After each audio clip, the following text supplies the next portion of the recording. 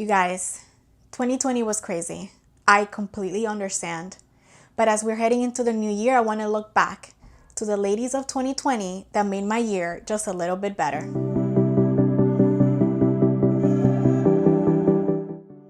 Hello everybody and welcome back to another episode of TV Time with Maggie. I'm Maggie. This is my new setup. If you guys haven't seen my last video, I'm going to put the link down below. I'm trying this new thing out. Let me know if you guys like it. For those of you who are new here, hello, my name is Maggie. Happy New Year. We're almost heading into the new year and I want you guys to join me on this journey. If you guys really enjoy talking about television, women in the media, Latinx TV, and all things representation, please subscribe, like this video, share it amongst your friends, and follow me on PinkLeo_productions on Instagram for more content. Now, I am trying to be as brief as possible with this video, but I want to really quickly go over some of the women that made my year a little bit better.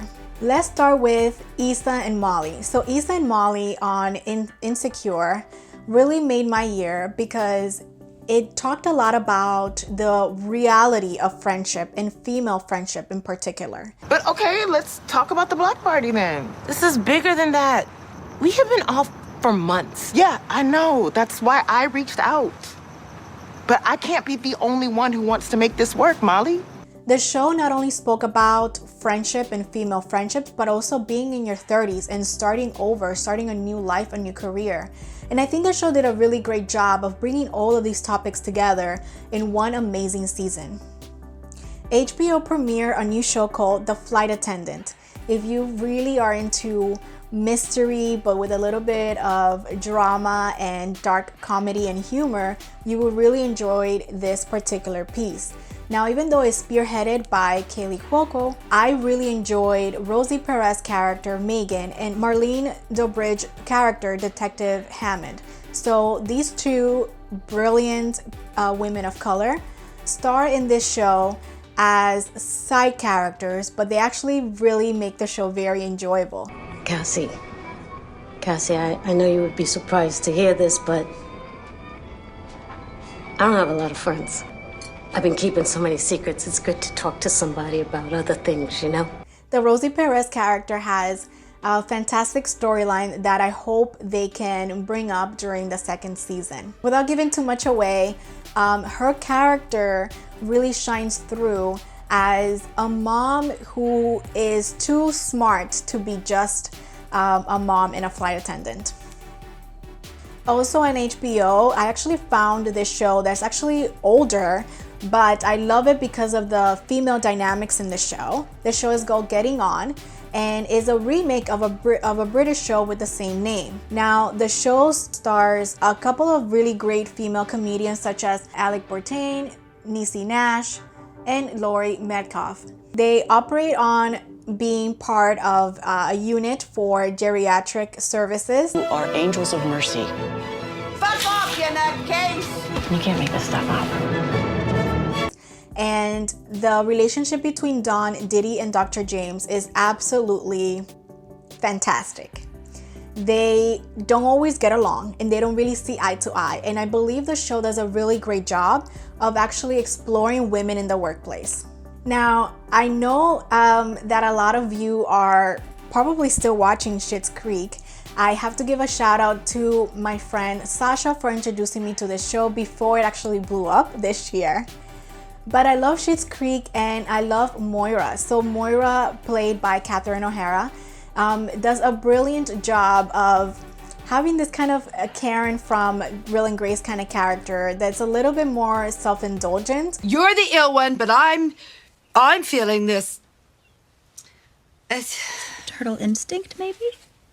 No, that's not it. But I love her evolution in the show, and I liked how in her own way she inspires other women in her community and also in her family to do more and be more. What you did was impulsive, capricious, and melodramatic, but it was also wrong. I also learned a lot of vocabulary words from Miss Moira Rose. Arabella and her best friend on I May Destroy You have a very realistic dynamic. I think, without giving too much away, the Michaela Cole character goes through a traumatic event of being raped. And the show does a fantastic job of approaching the subject with, my friend is stressed. Listen to her talk, make her feel good. Better talk when he talk. a lot of heart and I think realism as well. And her relationship with the other women in the show is really telling of how we treat people that have gone through this trauma. Do when it gets a bit much, try yoga, painting, handicrafts. I don't even think I know what handicrafts is. The show also does a fantastic representation and a very unfortunate real representation of how when you go to the police, how the criminal justice system and also just other people in general react to the news of someone being raped. Spoiler alert, more likely than not, they blame the victim. Before I go to my favorite ladies of 2020, I want to quickly point out the ladies of Vida, which ended this year, the beginning of the year, and also my favorite animated series of the year, which was She-Ra, which also ended this year on Netflix.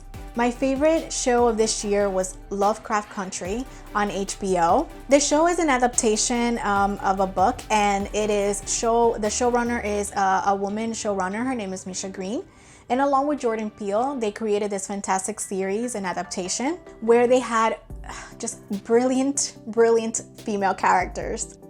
I love the fact that they did a little bit of a gender swap with some of the characters, but my two favorite ones are Hippolyta and also Ruby. I'm gonna be doing a larger, more in-depth analysis of all the women in the show because they're all brilliant, but these two ladies are absolutely my favorite. They inspire me so much because they're not afraid to be flawed. The show does mix the realism and the historical background of being Black in America at that time in the 1950s and 40s and 50s. But the show also does a really great job of combining it with a lot of fiction and a lot of horror and fantasy mixed in all of that.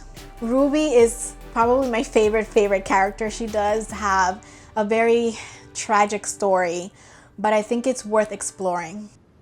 And I want you to feel alone and shameful because I'm here feeling this and you will never understand it.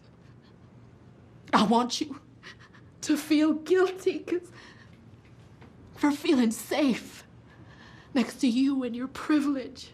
Hippolyta is the strongest, I think, of all of the female characters of the show, and she is probably my favorite mom on TV right now. And I know you're angry with me, and you have every right to be. I let you down, but this moment will pass. I'll make sure of that. Just like I will make sure that you will draw again. How are you gonna do that? Come on.